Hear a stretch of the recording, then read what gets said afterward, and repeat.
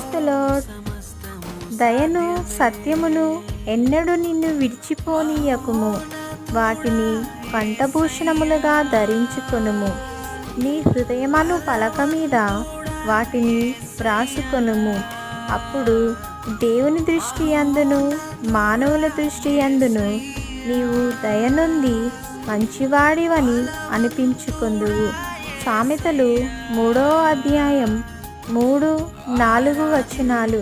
ఈ రోజంతటిలో ఈ వాక్యం మనకి తోడై ఉండి నడిపించునుగాక. ఆమేన్.